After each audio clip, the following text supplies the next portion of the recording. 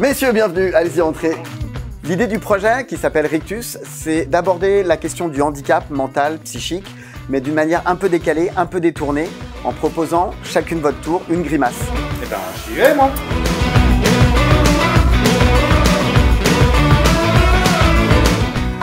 Je viens de faire une agréable séance photo. Aussi bien côté soignant que côté patient.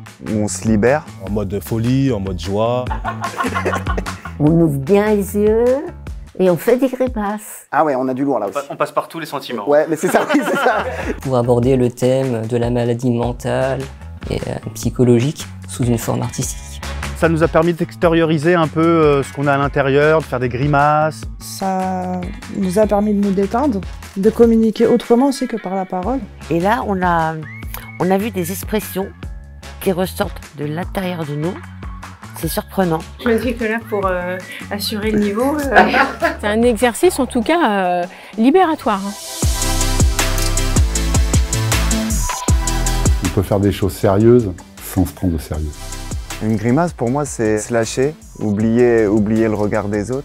De ne plus avoir de code ni quoi que ce soit, là, être libre de pouvoir faire ce qu'on veut. C'est simplement jouer de la dérision, se renforcer dans la dérision. Pour faire rigoler, tout simplement. Ah ça en plus sur un mètre sur un mètre.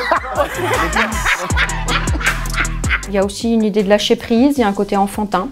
On montre notre feelings quand on fait les grimaces. Et aussi exprimer parfois d'être heureux en grimaçant.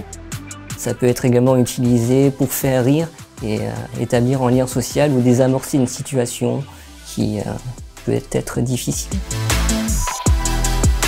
Je pense qu'en faisant une grimace, on se décoince juste un peu, mais on libère ce qu'on est, quoi. On n'est plus trop coincé dans des règles sociales hyper strictes. On peut être beau dans l'émotion. Beau, non, mais intéressant, oui. On peut être magnifique en étant moche. Magnifiquement moche. Je me suis senti moche, mais dans le bon sens du terme, c'est pour faire rire. Tout est question d'interprétation de toute façon. Handicap, pour moi, ça évoque des limitations qu'on doit apprendre à accepter et peut-être à essayer de contourner si possible pour faire des choses qui nous intéressent. Pour moi, ça évoque des difficultés que des personnes peuvent rencontrer, aussi bien physiques que mentales.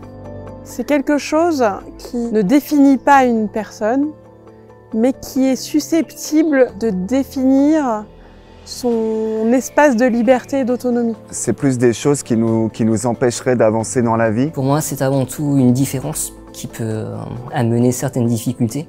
Ça m'évoque un combat qu'il faut faire pour justement vivre avec et savoir l'accepter soi-même. Oui, je le suis. Et certaines personnes nous le font voir en plus. C'est la société, je pense, qui nous handicape au quotidien lorsqu'on a une différence. Mais je pense que cette différence, il faut en faire une force, justement.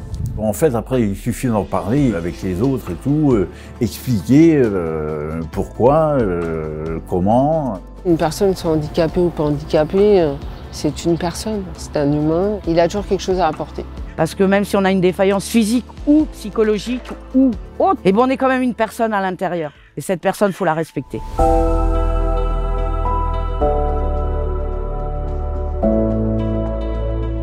Le regard des gens est toujours important parce que, pour partie, il nous définit. Important, mais pas en jugement, quoi.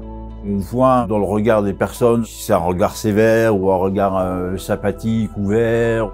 Il y a certaines personnes, ils vous regardent d'un air vous, c'est pas gentil du tout. Ben, je me sens mal à l'aise. Ce qui m'embête, c'est leurs a priori qui ne me plaisent pas. Alors il faut savoir aussi parfois s'en détacher. Si on s'arrête à ça, franchement, on vit plus. Franchement, on vit plus. Comme je dis, savoir apprécier les gens tels qu'ils sont est une qualité.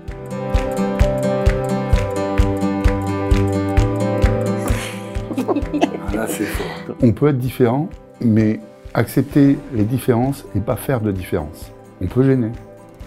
Et on peut être gêné par les autres. Pour moi, c'est négatif, hein, puisque j'ai du mal à m'intégrer, je me protège. Je suis obligé de me sentir différent des autres, puisque je suis à l'encontre de la société vu le pourquoi je suis hospitalisé, par exemple. Je pense que c'est important de se sentir différent des autres, d'essayer de se démarquer un petit peu, parce que la différence justement est une chose magnifique qu'il faut développer. On a tous une singularité, on a tous une individualité. C'est quelque chose qui nous définit, qui nous donne une certaine empreinte à notre personnalité. Ça permet à chacun d'apporter quelque chose que les autres n'apportent pas. On se complète tous. Les différences, ça permet d'apprendre aussi sur soi, sur les autres. Non, c'est indispensable, je pense même.